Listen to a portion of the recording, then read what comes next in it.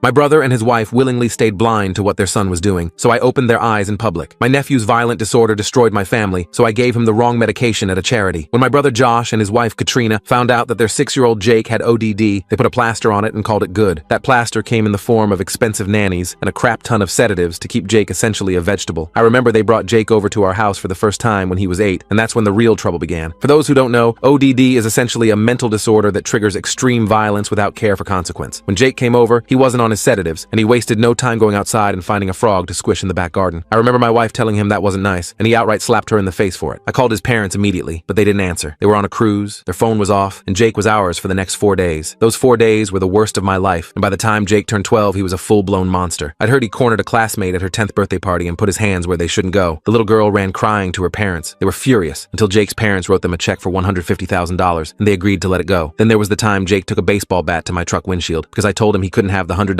bill in my wallet. Of course, I told his parents, and my brother Josh's response was to send me a check to cover the damages. The breaking point came last Thanksgiving at Josh's house. My wife Frances was 5 months pregnant with twins after years of fertility treatments. We'd spent everything we had trying to have children. She asked Jake to wash his hands before dinner, and he screamed, "You're not my mom!" Then he shoved her down their marble staircase. I can still hear the sound she made hitting each step. The ambulance took forever. The bleeding wouldn't stop. We lost both boys that night. 2 perfect babies we'd already named and loved, just gone because a 12-year-old threw a tantrum. Josh and Katrina showed up at the hospital with their lawyer immediately. My wife was literally unconscious, hooked to machines, and the first thing they started talking about was how much the bill would cost. Katrina offered to pay it, while Josh told me they'd help pay off our mortgage and give us money for another IVF treatment if we didn't press charges. That's when I knew I had no choice. I had to stop them. I ended up taking the deal as part 1 of my step, because the thing was, they were always honest about money. They were so rich that $50,000 in medical bills and a mortgage for a small house was nothing to them, but it meant everything to me and Frances. The second we got the money, my plan went into action. I ended up finding out that Josh and Katrina only took Jake outside with them 4 times per year, and every time it was to their country club's charity galas, where they could pretend to be great parents with a great kid, while their Jake was on enough sedatives to put a hungry lion to sleep. This was my chance. I was an electrician and had been working on this country club, and pretty soon, the Christmas gala, at which they were being honored for supporting troubled youth programs, was coming up. I knew Jake's routine from Maria, his latest nanny, who'd quit after he broke her nose. Josh and Katrina always gave him Ativan before events, triple dose to keep him quiet while they collected their praise. The morning of the gala, I went in early to check some wiring in their prep room. Josh and Katrina were already there, practicing their speech. We had been on great terms ever since I refused to press charges, so they were more than happy to see me. I pretended to be happy too, and then, while Katrina's purse was set down on a chair in the corner, I snuck over to it while they were too distracted. I pretended to look at the socket behind the chair, whilst really I was looking quietly unzipping the purse. Bingo. Inside, I saw Jake's sedatives, 3 white tablets in a little bag, even labeled. I had my own bag with me. White tablets that looked the same, but definitely weren't Ativan. They were Adderall. Stimulants and ODD don't mix well. The switcheroo took seconds, and when I got back up after fixing the socket, I wished them well and headed out to change. By the time the gala started 5 hours later, I was in the audience dressed in the nicest suit with Frances.